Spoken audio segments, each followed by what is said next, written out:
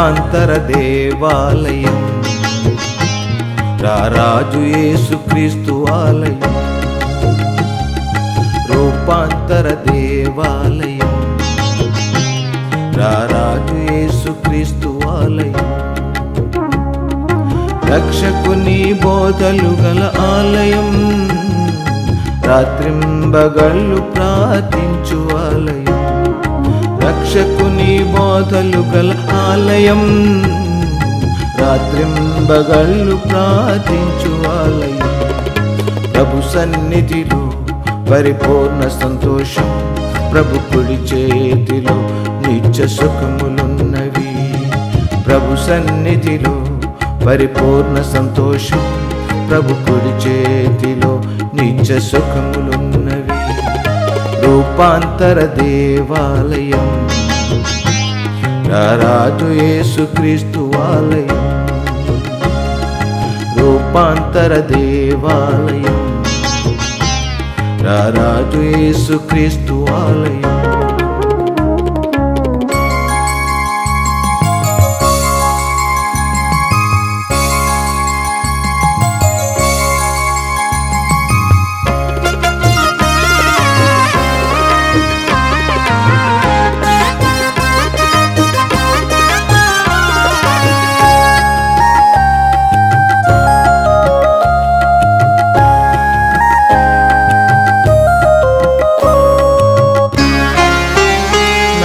నడిబొడ్డున వెలసినది ఆలయం నూరేళ్ల చరిత గల ఆలయం నమ్మి ప్రార్థించగ నెరవేరే కార్యాలు నిలిచనిచ్చట అద్భుత సాక్ష్యాలు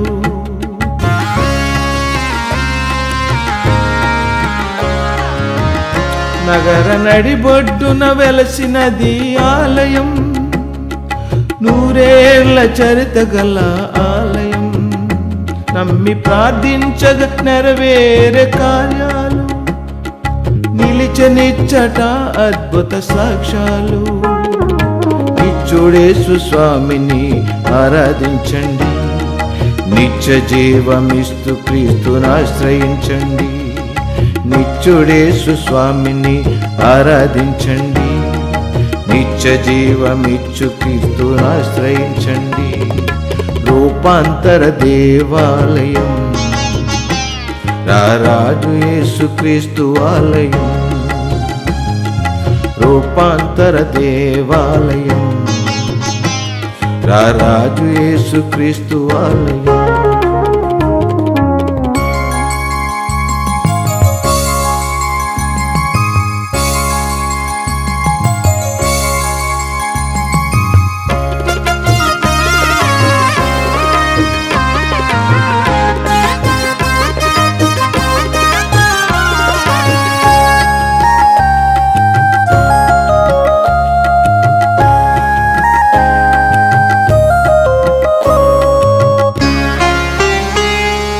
ఎందరో జీవితాల వెలిగించిన ఆలయం అందరి అవసరాలు తీర్చున్నది ఆలయం ఎన్నో ఉపవాస దీక్షలు ఫలించినవి ఎన్నో కన్నీటి ప్రార్థనలు జయమిచ్చినవి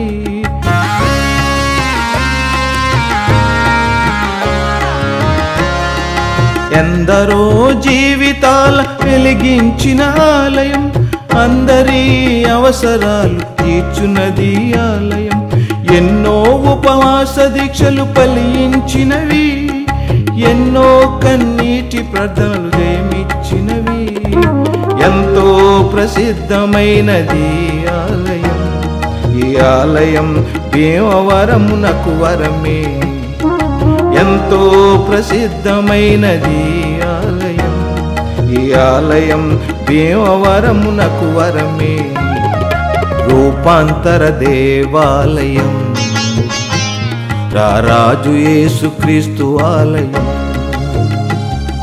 రూపాంతర దేవాలయం రారాజు యేసుక్రీస్తు ఆలయం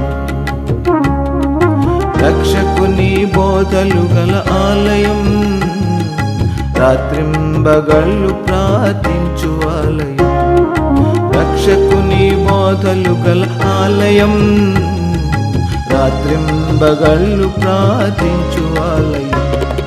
ప్రభు సన్నిధిలో పరిపూర్ణ సంతోషం, ప్రభు కుడి చేతిలో నిత్య సుఖములున్నవి. ప్రభు సన్నిధిలో పరిపూర్ణ సంతోషం, ప్రభు కుడి చేతిలో నిత్య సుఖములున్నవి. రూపాంతర దేవాలయం, రారాజు యేసుక్రీస్తు ఆలయం. రూపాంతర దేవాలయం, రారాజు యేసుక్రీస్తు ఆలయం. రారాజు యేసుక్రీస్తు ఆలయం, రారాజు యేసుక్రీస్తు ఆలయం. దేవుని నమ్మినప్పుడు నీకు పరలోకము ప్రాప్తి కలుగుతుంది, నిత్యజీవం కలుగుతుంది యేసు ప్రభు చెప్పాడు. కానీ ఈ లోక సంబంధమైన బోధకులు కొంతమంది వారి యొక్క స్వార్థపూరితమైన ఆలోచనతో వాళ్ళ స్వార్థం కొరకు వాళ్ళ జేబులు నింపుకోవడానికి మీకు మేలులు కలుగుతున్నాయి అని చెప్పి, నిజమే మేలు చేస్తాడు అనుమానం లేదు. కానీ మోసపూరితమైన మేలులు దేవుడు మనకు ఇవ్వడు. ఈ భూ సంబంధమైన జీవితంలో అది మనకు మేలుకరంగా ఉండదు. అది దేవుని అనుమతిస్తే అబ్రహాములాగా నీవు దీవించబడవచ్చు. దేవుడు దీవిస్తే అబ్రహాం అంతటి ధనవంతుడిగా నువ్వు పిలువబడగలవు. ఆమోసు అంతటి ధనవంతుడిగా నువ్వు పిలువబడగలవు. అంతటి వ్యాపారవేత్తగా కూడా దేవుడు నిన్ను చేయగలడు దేవుని చిత్తమైతే. అదే సమయంలో ఒకడు దేవుని చిత్తము కాకపోతే ఆ బీద విధవరాల వల్ల కూడా దేవుడు నిన్ను పెడతాడు. మనం చేయవలసిందల్లా ఈ భూ సంబంధమైన దీవెనల కన్నా పరసంబంధమైన దీవెనల కొరకు మనం ఆలోచన చేయాలి. పరసంబంధమైన దీవెనల గురించి ఆలోచించినప్పుడు ఈ భూ సంబంధమైన బోధకులు ఒకవేళ మన తప్పు బోధిస్తే వారి విషయంలో జాగ్రత్తగా ఉండండి అని దేవుడు మనల్ని హెచ్చరిస్తున్న పౌలు అదే విషయాన్ని చెప్తున్నాడు ఇక్కడ. మీరు అబద్ధ బోధకులు, అబద్ధ ప్రవక్తలు. గడిచిన వారపు పాఠము ఒకసారి మనం గమనిస్తే 1 కొరింథీ పత్రిక 9వ అధ్యాయంలోని మాటలు మనం జ్ఞాపకం చేసుకున్నాం. ఒకసారి మనం చూద్దాం. మొదటి నుంచి మరొకసారి మనం చూస్తే తన యొక్క ఆ క్రెడెన్షియల్స్ గురించి మాట్లాడుతున్నాడు. నేను స్వతంత్రుడను కానా, అపోస్తుడను కానా అని చెప్పి తన అపోస్తలత్వం గురించి మాట్లాడుతున్నాడు. పౌలు యొక్క శ్రమల ద్వారా, పౌలు యొక్క కష్టము ద్వారా, పౌలు యొక్క సువార్త పరిచర్య ద్వారా తన అపోస్తలత్వాన్ని తను రుజువుపరచుకోవడానికి ఏమాత్రం కూడా ఇష్టపడలేదు. నేను ఇన్ని శ్రమలు పడ్డాను కాబట్టి నేను అపోస్తలుగా పిలువబడాలి కాబట్టి అని చెప్పడానికి పౌలు ఎక్కడ ఇష్టపడలేదు. ఆ శ్రమలను సహించడానికే తను ఇష్టపడ్డాడు. క్రైస్తవుడిగా పిలువబడుతున్న మనము కూడా, మనకు వచ్చిన శ్రమలలో మనం ఏ రీతిగా మనం ఉంటున్నాం. దేవుని యొక్క వాక్యము మన హృదయాలలో విత్తబడింది. మంచి నేల అనబడిన మన హృదయంలో విత్తబడిన వాక్యము మన విశ్వాస జీవితాన్ని వేరు తన్ని ఎదుగుతున్నప్పుడు, మన విశ్వాస జీవితంలో ఫలభరితమైన జీవితము జీవించడానికి అనుకూలమైన పరిస్థితులను దేవుడు కల్పిస్తున్నప్పుడు, ఒకవేళ ఈ భూ సంబంధమైన కొంతమంది స్వార్థపూరితమైన బోధకులు, అబద్ధ ప్రవక్తలు వచ్చి మనల్ని గలిబిలి చేయడానికి ప్రయత్నిస్తే వాక్యాన్ని మనం జ్ఞాపం చేసుకుందాం. దేవుని యొక్క లేఖనంలో బెరియా సంఘం గురించి పౌలు చెప్పే మాటలు, దేవుని పౌలు యొక్క సువార్త బోధించిన తర్వాత ఆ బెరియా సంఘములో ఉన్న క్రైస్తవులందరూ కూడా పౌలు బోధించింది వాక్యానుసారంగా ఉందా లేదా అని తిరిగి ఇంటికి వెళ్ళి వాక్యాన్ని పరిశీలించారట. వాళ్ళు దేవుని యొక్క వాక్యము బోధ, ఆయన బోధించినది వాక్యానుసారంగా ఉందా లేక సొంత బోధ ఏమన్నా బోధిస్తున్నాడా? మనం ఎప్పుడన్నా అలాంటి పరిశీలన చేశామా? దేవుని యొక్క వాక్యం విన్న తర్వాత ఇది వాక్యానుసారమైందా కాదా అనేది. ఈ మధ్యకాలంలో ఒక ఆయన మాట్లాడుతూ, ఒక ఆయన టీవీ స్పీకర్ మాట్లాడేట, మీరు బైబిల్ని బాగా అర్థం చేసుకోవడానికి యెరూషలేం యాత్ర చేస్తే బాగా అర్థమవుతుంది మీకు అని. యెరూషలేం యాత్ర వెళ్ళకపోతే అంటే ఒక ఛానల్ వాళ్ళు ఆయన చేత మాటలు పలికించారు. ఆ యెరూషలేం యాత్ర వెళ్ళకపోతే బైబిల్ మనకు అర్థం కాదు అని దేవుడు చెప్పాడా? ఇర్మియా 33:3 చెప్తాడు, నిగూఢమైన సంగతులు మీరు తెలుసుకోవాలంటే ప్రార్థన చేయండి. దేవుణ్ణి అడగడం మానేసి ₹1,00,000 ఖర్చు పెట్టి యెరూషలేము యాత్ర వెళితే వాడు తీసుకెళ్ళి 5 స్టార్ హోటల్లో పెడతాడు. ఒక వారం రోజులు చూపిస్తాడు, ఇలాగలల్లా చూపించుకుని వచ్చేస్తాడు, అయిపోద్ది. వచ్చిన తర్వాత మనం చెప్తాం, వస్తే ఏం తెచ్చుకుంటాం, మనం ఒక పెట్టె తెచ్చుకుంటాం. ఆ పెట్టెలో ఏముంటుంది? ఒక సీసాలో మట్టి, ఒక సీసాలో నూనె, ఒక సీసాలో నీళ్లు, ఇంకో సీసాలో ఇంకేదో, మొత్తం అలాంటి ఎన్నో పెట్లు ఉంటాయి. తెచ్చుకుని షోకేస్లో పెట్టుకుంటాం. ఎందుకు? కొంతమంది ఇంటికి ద్వారబంధు మెయిన్ గేట్ ముందు పెట్టుకుంటున్నారు. అవన్నీ పునాదిలో వేసుకోవడానికి యెరూషలేము మట్టి వేసుకుంటున్నారు. దేవుడు నోటి మాట చేత భూమి కలుగునుగాక అంటే యెరూషలేములో ఒకలా కలిగింది, భీమవరంలో మరొకలా కలిగింది కదా. దేవుని యొక్క వాక్యము స్పష్టంగా చెప్తుంది, ఒకేసారి భూమిని మొత్తం సృష్టించాడు ఆయన. భూమి మీద ఉన్న నదులన్నీ ఒకసారి సృష్టించాడు. ఆయన నోటి మాట చేత అన్ని నదులు ఒకేలా కలిగినాయి. యోర్దానుల ప్రత్యేకత లేదు, గోదావరిలో ప్రత్యేకత లేదు, రెండిట్లోనూ ఒకటే అనేది దేవుని మాట ప్రకారం జరిగినవే. కానీ అవి మేము తీసుకొస్తాం, మీరు కొనుక్కోండి. మీరు ₹10,000 పెట్టి నా టీవీ ప్రోగ్రామ్ని మీరు స్పాన్సర్ చేస్తే మీకు ఒక బాక్స్ ఇస్తాను, అందులో ₹750 బిల్లు చేస్తే వస్తువులు మాత్రమే ఉంటాయి. ఈ బాక్స్ తీసుకెళ్ళి ఇంటి పక్క కనబడిలో పెట్టుకుంటాం. నేను చాలామంది ఇళ్లలో చూశాను అది. నేను ₹10,000 గురించి ఎవడో ఆలోచించడు, ఈ బాక్స్ని చూపిస్తాడు అందరికీ. దాని విలువ కేవలం 750, అంటే ₹9,250 అవుట్. ఎవరు కనబడుతున్నారు అక్కడ? ఎవరిని మనం చూస్తున్నాం? అందుకని ఇక్కడ పౌలు చెప్తున్న మాటలు, మీరు మిమ్మల్ని కొంతమంది వాళ్ళంతా వాళ్ళగా ఎక్స్పోజ్ చేసుకోవడానికి ప్రయత్నిస్తున్నారు. అలాంటి వారి విషయంలో జాగ్రత్తగా ఉండండి. దేవుని యొక్క వాక్యము గురించి విశ్వాసంతో మనం ఎదురు చూసినప్పుడు ఏ రీతిగా మనల్ని లోపరుచుకునే వ్యక్తుల విషయంలో, మనం మృంగివేయాలని ఆలోచించిన వ్యక్తి విషయంలో, మన జీవితాల గురించి తప్పుదో పట్టించే అబద్ధ బోధకుల విషయంలో మనం ఏ రీతిగా మనం ఆలోచిస్తున్నాం. ప్రభు యొక్క రాకడ దినాలలో మనం ఉన్నామనేది జ్ఞాపం చేసుకుందాం. ప్రభు యొక్క రాకడ ముందు వాక్యాన్ని వక్రీకరించి బోధించే బోధకులు వస్తారని దేవుడు చెప్తున్నాడు. ఆ బోధలు జరుగుతున్నాయి. ఆ దినాలలో మనం ఉన్నాం కనుక జరుగుతున్న సూచనలు గమనించినప్పుడు ఆయన రాకడ సమీపంగా ఉంది అనేది మనం జ్ఞాపం చేసుకోవాలి. ఆయన రాకడ సమీపంగా ఉంది కనుక సూచనలు జరుగుతున్నాయి కనుక మనల్ని మనం పరిశీలించుకొని భద్రపరుచుకునే ప్రయత్నం మనం చేయగలిగితే మన జీవితము ఆశీర్వదించబడిన వారుగా ఉంటాం. పౌలు యొక్క శ్రమల గురించి మాట్లాడుతూ, నేను ఇంత చేసుకుంటూ వచ్చి నా గురించి నాకు చెప్పుకోవడానికి చాలా ఉన్నాయి, కానీ మాట్లాడుతూ వాళ్ళు హెబ్రీయులా, నేను హెబ్రీయుడిని, వాళ్ళు ఇశ్రాయేలులా, నేను ఇశ్రాయేలుని, వాళ్ళు అబ్రహాము సంతానమా, నేను అబ్రహాము సంతానమే, వాళ్ళు క్రీస్తు పరిచారకుల, మరి ఎక్కువగా నేను క్రీస్తు పరిచారకుడు. ఎందుకంటే క్రీస్తు కొరకు నేను పొందిన శ్రమలు వాళ్ళు పొందలేదు, క్రీస్తు కొరకు నేను పొందిన శ్రమలు వారు పొందలేదు. ఈ దినాల్లో మన మిషనరీలను మనం జ్ఞాపం చేసుకుందాం. స్వార్థ ప్రకటించిన వారి దేశాల నుంచి, వారి ప్రాంతాల నుంచి, వారి బంధువుల నుంచి వాళ్ళు విడిచిపెట్టి దేశం కాని దేశం చోట రాని భాష నేర్చుకుని ఈ మన పరిస్థితులను ఈ పరిస్థితుల్లో వాళ్ళ అనారోగ్యం కలిగినప్పుడు, వాళ్ళ మరణాలను సంభవించినా కూడా ఇష్టపడి సువార్త ప్రకటన చేస్తారు. అలాంటి వారిని మర్చిపోయి ఎవరినో ఒకళ్ళు జ్ఞాపం చేసుకుని మావాడు చాలా గొప్పవాడని చెప్పుకుంటున్నాం మనం. దేవుడు అలా మాట్లాడు, పౌలు మాట్లాడడంలే. నేను వారికన్నా ఎక్కువ సువార్త ప్రకటించాను, వారికన్నా ఎక్కువ ప్రయాణాలు చేశాను, వారికన్నా ఎక్కువ సంఘాలను కట్టాను, వారికన్నా ఎక్కువ శ్రమలు నేను అనుభవించాను. ప్రభు కొరకు ఎప్పుడన్నా మనం శ్రమ అనుభవించామా? శ్రమ అనుభవించడానికి మనం ఇష్టపడుతున్నామా? క్రీస్తు ప్రభు యొక్క బిడ్డలుగా పిలువబడుతున్న మనము దేవుని కొరకు శ్రమలు అనుభవించగలిగిన సంఘముగా మనం ఉండగలిగితే మనం ఎంతోమందికి మాదిరికరంగా ఉంటాం. మన శ్రమలను బట్టి మరికొంతమంది ఆకర్షించబడడానికి అవకాశం. ఆదిమ క్రైస్తవ సంఘం ఒక్కసారి జ్ఞాపం చేసుకుంటే, యెరూషలేములో క్రీస్తు ప్రభు యొక్క పునరుద్ధానం తర్వాత 40 సంవత్సరాల తర్వాత శ్రమలు ప్రారంభించబడ్డాయి నీరో చక్రవర్తి కాలంలో. ఆ శ్రమలు ప్రారంభించబడినప్పుడు క్రైస్తవులు యెరూషలేము నుంచి చెదిరిపోయారు.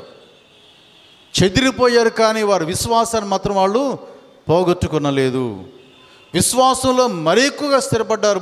వారి ముందు జరుగుతున్న ఈ హతసాక్షులను చూచినప్పుడు క్రీస్తు యొక్క సంఘాన్ని హింసిస్తున్న సౌలు మొట్టమొదటి హతసాక్షికి సాక్షిగా నిలబడ్డాడు. అపోస్తలుల కార్యాలు 7వ అధ్యాయంలో మనం చూస్తాం. స్టెఫను అనబడిన పరిశుద్ధునిని వాళ్ళందరూ స్టెఫను రాళ్లతో కొట్టి చంపడానికి వచ్చినప్పుడు స్టెఫను అక్కడ సాక్షిగా నిలబడ్డాడు. స్టెఫను యొక్క పాదముల యొద్ద వారి పై వస్త్రమును వేశారని రాయబడింది. అక్కడ సంఘము కొరకు హతసాక్షిగా మారిన వ్యక్తుల జీవితాలు చూచినప్పుడు వారి జీవితాలలో విశ్వాస స్థాయి పెరిగిపోతూ వచ్చింది.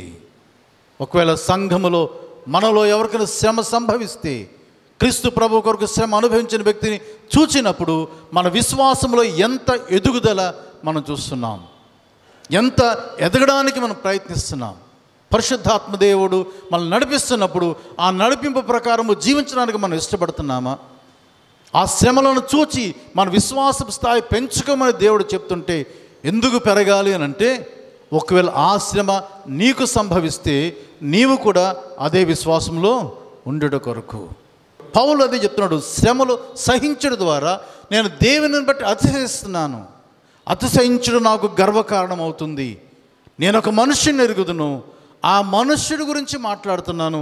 ఆ మనుష్యుడు పరదేశుకు వెళ్ళాడు. శరీరంతో వెళ్ళాడో లేక శరీరము లేకుండా వెళ్ళాడో నాకైతే తెలియదు, కానీ అతను మాత్రం అక్కడికి వెళ్ళాడు. అక్కడ దేవుని యొక్క మాటలు విన్నాడు. ఆ విన్న మాటలు మనుష్యుడు తన నోటి చేత పలకడానికి వీలు లేని మాటలు, అవి వినడానికి కూడా వీలు లేని మాటలు. ఆ మనుష్యుడెవడు? పౌలే. పౌలు తన గురించి చెప్తున్న మాటలు 7వ వచనం 12వ అధ్యాయం 2వ కొరింథీ పత్రికలో, నాకు కలిగిన ప్రత్యక్షతలు బహు విశేషంగా ఉన్నందున నేను అత్యధికంగా హెచ్చింపకూడనట్లు నా శరీరంలో ఒక ముళ్ళు, నేను అత్యధికంగా హెచ్చిపోకుండా నిమిత్తము నన్ను నలగొట్టుకు సాతాను దూతగా ఉంచబడెను. ఆ పరలోకానికి వెళ్ళిన ఆయన పౌలే. పౌలు తనకు కలిగిన దర్శనాన్ని బట్టి ఆ మాట చెప్తున్నాడు. ఆయన పౌలు కలిగిన దర్శనం అది. ఆ దర్శనములో దేవుని యొక్క సన్నిధిలో చూశాడు. ఆయన మధ్య ఆకాశానికి కొనుపోబడ్డాడు. ఆ మధ్యాకాశంలో కొనుపోబడిన ఆయన దేవునిని చూశాడు, తన నేత్రములతో దేవుని చూశాడు. కానీ ఒకవేళ పౌలు నేను చూశాను అని అంటే వాళ్ళు పౌలును దేవునిగా చేస్తారేమో. అందుకని తన గురించి తన మాటలు తను చెప్పుకోలే. ఒక మనుష్యుడిని మాత్రమే చెప్పాడు. తన అనుభవాలను పౌలు చెప్తూ వస్తున్నాడు. దేవుని బిడ్డలుగా దేవుడు మనకు దర్శనములు చూపించినప్పుడు ఆ దర్శనములను బట్టి దేవుడు మహింపరచబడాలి తప్ప మనము మన ఘనత కొరకు మనం ఆలోచన చేయడానికి వీల్లేదు. మనము చాలామంది అలాగ ఆలోచన చేసేవాళ్ళు. అలాంటి ఆలోచన చేయకుండా ఉండడానికి నాలో ఒక ముళ్ళు ఉంచబడింది. ఈ ముళ్ళు గురించి చాలామంది పండితులు చెప్పే అభిప్రాయాలు, పౌలుకు శరీర సంబంధమైన కొంత ఇబ్బంది, కళ్ళ వ్యాధి ఉందని ఒకరు చెప్తారు. మరికొంతమంది ఆయనకు మూర్ఛ రోగం ఉందని చెప్తారు. మరికొంతమంది ఆయనకి కాళ్ళు వంకర అంచేత వేగంగా నడవలేడు అని చెప్తారు. ఆయన ఎక్కువ ప్రయాణాలు చేస్తున్నందువలన ఆయనకు మలేరియా వ్యాధి జ్వరం వచ్చింది కనుక దానివలన చాలా ఎక్కువగా ఇబ్బంది పడేవాడు అని. మరికొంతమంది చెప్పేదేమంటే పౌలు యొక్క భార్య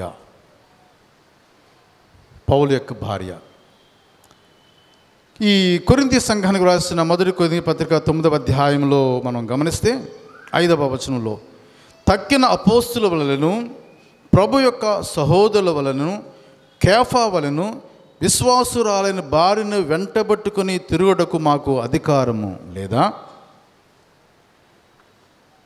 పౌలు చెప్తున్న మాట, కేఫా వలె నేను కూడా నా భార్యను వెంటబట్టుకుని తిరగడానికి నాకు అధికారము అంటే పౌలుకు భార్య ఉందా లేదా అని. చాలామంది చెప్పేది పౌలుకు భార్య లేదు అని.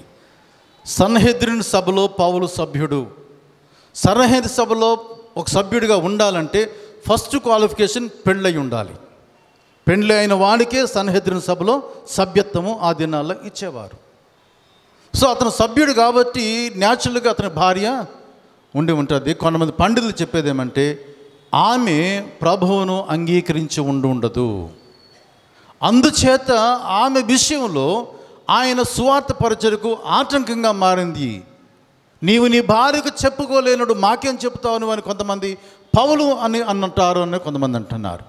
మరికొంతమంది ఆమె తర్వాత కాలంలో మరణించి ఉండొచ్చు, అందుచేత తర్వాత నేను పెళ్లి చేసుకోలేదు కాబట్టి అలా ఒంటరిగా ఉండిపోయాను కాబట్టి పెళ్లి కాని వారితో చెప్తూ నా వలే మీరు కూడా ఉండిపోతే మంచిది. ఒకవేళ మీరు మీ శరీర సంబంధమైన కోరికలు ఉంటే పెళ్లి చేసుకోండి, లేకపోతే ఒంటరిగా ఉంటే మంచిది అని అన్నాడు అని అంటాడు. నాలో ఉంచబడిన ముళ్ళు. మన జీవితాల్లో కూడా కొన్నిసార్లు అలాంటి ముళ్ళులు ఉంటున్నాయి. మన విశ్వాసములో ఎదుగుతున్నప్పుడు ఆటంకం కలిగించే పరిస్థితులు మనకు ఉండొచ్చు. మనం ఆ ముళ్ళును ఐడెంటిఫై చేయగలుగుతున్నామా? దేవునికి విశ్వాసంలో ఎదగడానికి ఏది మనకు ఆటంకంగా ఉంటుందో దాన్ని మనం గమనించగలుగుతున్నామా? పౌలు దాన్ని గమనించాడు. అదేంటో స్పష్టంగా చెప్పలేదు మనకి, కానీ దానిని మాత్రం గమనించాడు. అది తీసివేయమని దేవుడిని అడిగాడు, కానీ దేవుడు ఏం చెప్తున్నాడు? దాన్ని ఉంచు, అది ఉండడం మంచిది. మన జీవితాల్లో కూడా ఒకవేళ అలాంటి శ్రమ వస్తే అది దైవ చిత్తానుసారంగా వచ్చిందని నమ్మినప్పుడు మన విశ్వాసంలో ఎదుగుతాం. దేవునికి చిత్తానుకూలంగా దేవుడే ఆ ముళ్ళు మనలో పెడితే ఖచ్చితంగా మనం దీవించబడతాం. మనంతట మనం కొని తెచ్చుకుంటే మనం భ్రష్టు పట్టిపోతాం.